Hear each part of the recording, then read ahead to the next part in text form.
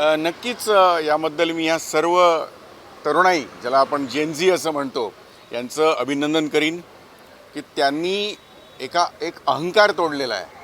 जी गोष्ट चुकीची घडली ती कुठल्याही प्रकारे आमची काही चूकच नाही अशा पद्धतीचा जो अहंकार दाखवला जात होता गेले काही दिवस दिल्लीमध्ये आंदोलन करणाऱ्या ह्या विद्यार्थ्यांवरती ज्या पद्धतीने लाठीमार केला गेला होता आणि आंदोलन चिरडून टाकण्याचा जो प्रयत्न केला गेला होता त्या सर्व तरुणांचं नक्कीच अभिनंदन मी करेन.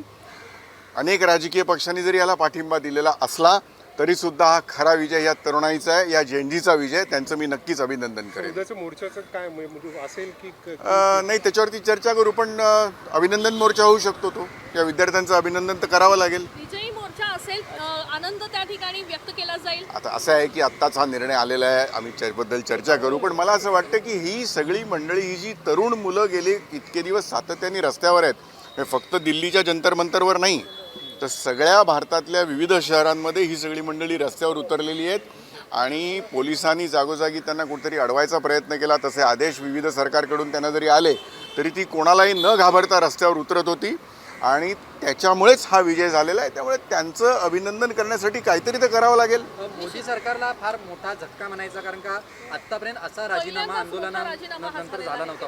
असं आहे की युवा शक्तीपुढे सरकारला झुकावं लागलं. अशा अनेक चुका यापूर्वी केलेल्या होत्या, पण कधी सरकार झुकणार नाही अशा पद्धतीचं या अशा गोष्टींमध्ये कुठेतरी अहंकार किंवा इगो करण्याचं काही कारण नसतं. हे अकारण केलं गेलं. हीच गोष्ट जर काही दिवसांपूर्वी अगोदर घडली असती तर सगळं सोपं झालं असतं ना. म्हणजे त्या विद्यार्थ्यांना रस्त्यावर यावं लागलं असतं, अनेक जणांना आत्महत्या कराव्या लागल्या. त्या सगळ्याचं काहीच वाटत नाही.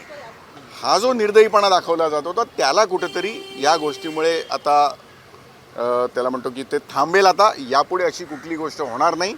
संवादाचा अभाव जो होता त्यामुळे सुद्धा हे घडलं होतं. तर यापुढे तरी त्यांनी शहाणपण घ्यावं आणि सगळ्यांची काही जर असं एखादी चूक असेल, कोणाचं काही म्हणणं असेल तर तो संवाद साधला हा गेलाच पाहिजे. आता जेनझीमध्ये अजून मेसेज सर्क्युलेट होत आहेत. याच्यानंतर नंबर नितीन गडकरी आणि अमित शहाचा असेल असे पद्धतीचे मेसेज. नाराजी आहे सिस्टम बद्दलची. अर्थातच ती सिस्टम बद्दलचीच नाराजी दिसत होती आपल्याला आणि त्याला केवळ त्यांचं हे श्रेय आहे. त्यांनी ही वाचा फोडली आणि सातत्याने इतके दिवस ते सगळ्या देशातल्या सगळ्या शहरांमध्ये आंदोलन करतायत कशालाही न घाबरता. त्यामुळे त्यांचं नक्कीच अभिनंदन. आणि यामुळे कदाचित कुठलीही सरकारकडून, मग ते सरकार कुठलंही असो, ते अशा पद्धतीच्या चुका करायला धजावणार नाही. आणि समजा एखादी चूक झाली तर त्या चुकीचं प्रायश्चित्त तात्काळ ते घेतील.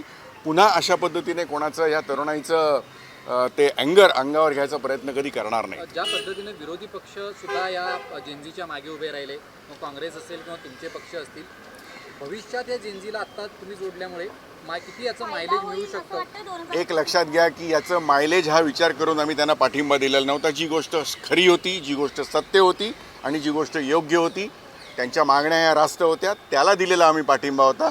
तो पाठिंबा देत असताना आम्ही मायलेजचा विचार करून किंवा कुठल्याही मतांचा विचार करून त्यांच्या मागे उभे राहिलेलो नव्हतो.